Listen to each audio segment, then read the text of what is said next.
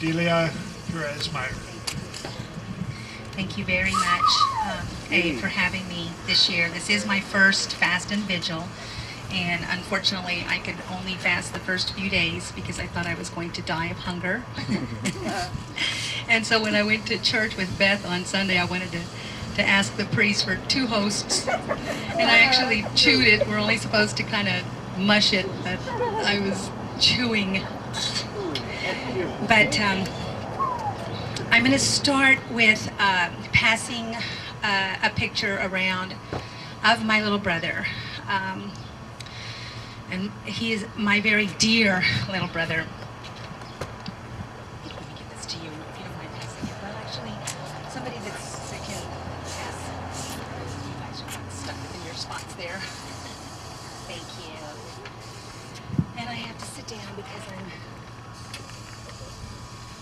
sometimes I need to sit down while I'm doing this. Okay, sorry. Once again, my name is Delia Perez Meyer. I have an innocent brother that's on Texas's death row that's been there for 9 years for a crime, for some murders that he did not commit. When my little brother was about, well, he's not little, but when my brother was, you'll see by the picture, when he was they were all about 35 years old. My brother's name is Luis Perez. And he had gone over to his girlfriend's house for the Labor Day weekend in September of 1998.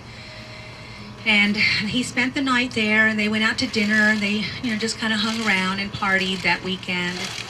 And I believe it was maybe like Monday, the following Monday or Tuesday, whatever it was, that he left the home for the duration of the day. And when he returned in the evening, all 3 girls had been slaughtered to death. There was his girlfriend, Michelle Fulweiler, her roommate, Cinda Bars, and Cinda's little girl, she was about 8 at the time. And it was just an incredible shock to Austin. I don't think we had ever had a triple homicide that was so brutal and heinous. We had another one that was a yogurt shop murder, that 4 girls were murdered, but it was very, very rare. So it was really just a horrific ordeal all the way around. He's been there for 9 years now, and we have continued to fight for his life. And I meant to tell you all, first of all, thank you so much for being here, because it means so much to not only myself and to my brother, but to all of our friends on death row, that you all are here, and that you are so brave and so courageous to be here and to do the things that you are doing in your regular lives. When you leave here, that most of you will go back and continue to fight against the death penalty. And as I mentioned before, I have about 30 pen pals on death row. And they all write these wonderful letters back and want me to express their sincere gratitude to everyone for the work that we're doing out here. Even though it doesn't seem like we're winning, because we've had so many executions, and I think we had 10 this month. It's almost like a couple each week. And Texas just executes, like we change underwear every day. It's just amazing. We just do it systematically, and we do it on a regular basis. We do not blink an eye to it. People are just absolutely in favor of the death penalty. Nobody stands up and fights. I mean, not nobody, but it just seems like it's never going to end. But I know that it will, and I know that if we continue to fight, that it will. In my brother's case, we have always believed that it was the railroad serial killer that some of you may have heard about, that his name was Angel Maturino Resendiz. He was also known as Rafael Ramirez. And he bludgeoned about 30 people around this country during the 70s and 80s. And we always believed that it was him that murdered these girls because of the way they were killed. And he has this special MO that he randomly picks homes, and he chooses Anglo and wealthy people. Those are his words, not mine. And he enters their home and he bludgeons them with whatever he can find. I know he murdered Dr. Claudia Benton just after he murdered these 3 girls with statues that he found in her home.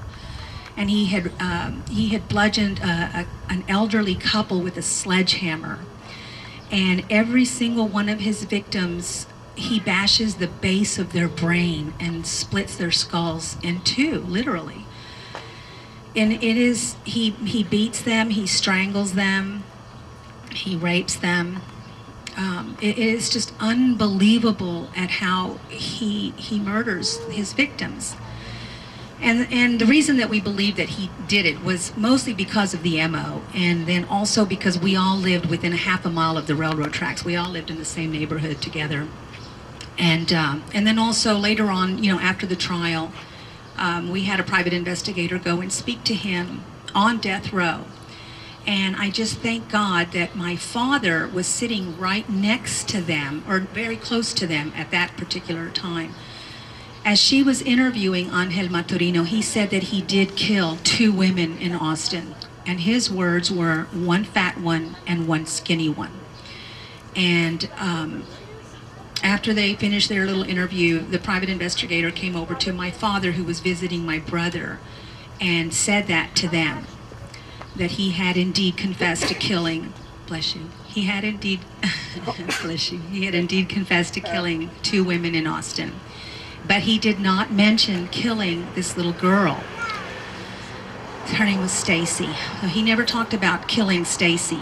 And it was really, really unfortunate. Now, my brother also made several mistakes that day that caused this investigation to go awry. When my brother got home at 5:30 in the evening, he rang the doorbell several times and knocked on the door, and nobody ever came out. So he walked in, and he found one of the girls on the floor. She had been beaten with a comal. I don't know if you all know what that is, but it's just an iron skillet that Hispanic people make tortillas on, and it's sort of like it's a big iron skillet.